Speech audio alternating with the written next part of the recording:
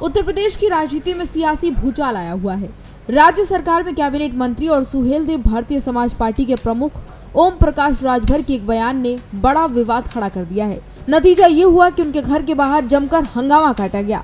ये प्रदर्शन राष्ट्रीय स्वयंसेवक संघ से जुड़े छात्र संगठन अखिल भारतीय विद्यार्थी परिषद की तरफ से किया गया। कार्यकर्ताओं ने राजभर के बयान को असंवेदनशील और अभद्र करार देते हुए उनके आवास के बाहर जमकर नारेबाजी की, साथ ही पुतला दहन भी किया। स्थिति तब तनावपूर्ण हो गई जब राजभर के बेटे अरुण राजभर ने दावा किया कि प्रदर्शनकारियों ने पत्थर फेंके और इसके साथ ही अपशब्द भी कहे। मामले की जड़ बाराबंकी से जुड़ी हुई है। अब पूरा मामला क्या है ये आपको डिटेल में बताते हैं। दरअसल बाराबंकी में श्री राम स्वरूप मेमोरियल विश्वविद्यालय में हाल ही में पुलिस की तरफ से की गई कार्रवाई को लेकर एबीवीपी के छात्रों ने प्रदर्शन किया था। छात्र नेताओं के प्रदर्शन को लेकर ही राजभर ने टिप्पणी की। इसी घटना पर उन्होंने रिएक्शन देते हुए कहा कि कानून अपने हाथ में लेने की इजाजत किसी को नहीं है। लोकतंत्र में शिक्षा मंत्री, मुख्यमंत्री, राज्यपाल या प्रमुख सचिव से मुलाकात कर अपनी बात रखनी चाहिए। अगर वहां भी बात ना सुनी जाए तो धरना प्रदर्शन करना चाहिए, लेकिन कानून हाथ में लेने पर पुलिस की कार्रवाई स्वाभाविक है। उनके इस बयान से एबीवीपी के कार्यकर्ता नाराज हो गए और उन्होंने छात्रों के प्रति उनको बिल्कुल ही असंवेदनशील करार दे दिया गया, जिसकी वजह से नारेबाजी की गई, जमकर हंगामा भी हुआ।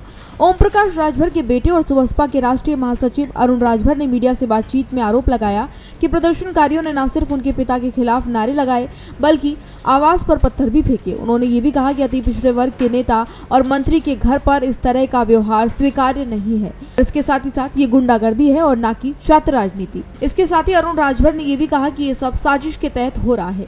अरुण राजभर ने यह भी कहा कि गाली गलौज और अपशब्दों से न केवल उनके पिता का अपमान हुआ है बल्कि पूरे समाज का अपमान भी किया गया है। उन्होंने प्रशासन से सख्त कार्रवाई की मांग की। दिलचस्प बात यह है कि अपने पूरे बयान में अरुण राजभर ने एक बार भी अखिल भारतीय विद्यार्थी परिषद का नाम नहीं लिया। उन्होंने इसे कुछ अराजक तत्वों की करतूत बताया और कहा कि छात्रों का परिचय जिम्मेदारी होता है और अनुशासन होता है, न कि हिंसा और पत्थरबाजी। अरुण ने आगे कहा कि किसी को भी शिकायत है तो उसे मुख्यमंत्री, प्रधानमंत्री या फिर संबंधित अधिकारियों तक जाना चाहिए। देश कानून और संविधान से चलता है। ये जो कुछ भी हुआ है वे सिर्फ सस्ती लोकप्रियता पाने की कोशिश है। बता दें कि बाराबंकी विश्वविद्यालय प्रकरण पर ओपी राजभर के बयान का बचाव करते हुए अरुण राजभर ने कहा कि उनके पिता ने कुछ भी गलत नहीं कहा। उनका मकसद केवल ये था कि लोकतंत्र में शिकायत दर्ज कराने के लिए विधि सम्मत रास्ता अपनाना चाहिए। अगर कोई कानून को हाथ में लेगा तो पुलिस को कार्रवाई करनी ही पड़ेगी।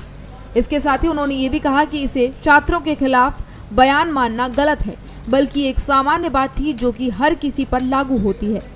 इस विवाद पर प्रदेश की राजनीति में नई बहस छिड़ गई है। विपक्षी दलों का कहना है कि बीजेपी सरकार के सहयोगी मंत्री का बयान छात्रों की भावनाओं को ठेस पहुंचाने वाला है।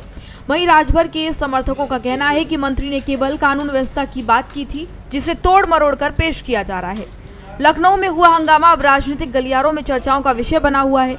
एक तरफ एबीवीपी अपने विरोध पर अड़ा हुआ है। इस विवाद ने प्रदेश की राजनीति में नई बहस छेड़ दी है। विपक्षी दलों का कहना है कि बीजेपी सरकार के सहयोगी मंत्री का बयान छात्रों की भावनाओं को ठेस पहुंचाने वाला है। वहीं राजभर के समर्थकों का कहना है कि मंत्री ने केवल कानून व्यवस्था की बात की, जिसे तोड़ मरोड़ कर पेश किया जा रहा है। लखनऊ में हुआ हंगामा अब राजनीतिक गलियारों में चर्चाओं का विषय बना हुआ है। एक तरफ एबीवीपी अपने विरोध पर अड़ा हुआ है, वहीं सुबसपा परिवार इसे सोची समझी साजिश करार दे रहा है। फिलहाल प्रशासन की ओर से पुतला दहन और प्रदर्शन की घटना पर रिपोर्ट मांगी गई है। पत्थरबाजी और अव्यवस्था फैलाने के आरोपों की भी जांच की जा रही है। इस विवाद ने ये जरूर साबित कर दिया है कि ओपी राजभर अपने बयान की वजह से फिर सुर्खियों में आ गए हैं। कभी बीजेपी और कभी एनडीए के भीतर असहमति की आवाज उठाने के लिए जाने वाले राजभर अब छात्र राजनीति में केंद्र में आ गए हैं। आगे देखने वाली बात यह होगी कि ये विवाद कब शांत होता है और आने वाले दिनों में क्या ये बड़ा रूप लेगा या फिर इसको यहीं खत्म कर दिया जाएगा। तो फिलहाल इस जानकारी में इतना ही। इसी तरह की तमाम और जानकारियों को जानने के लिए देखते रहिए भारत एक्सप्रेस यूपी।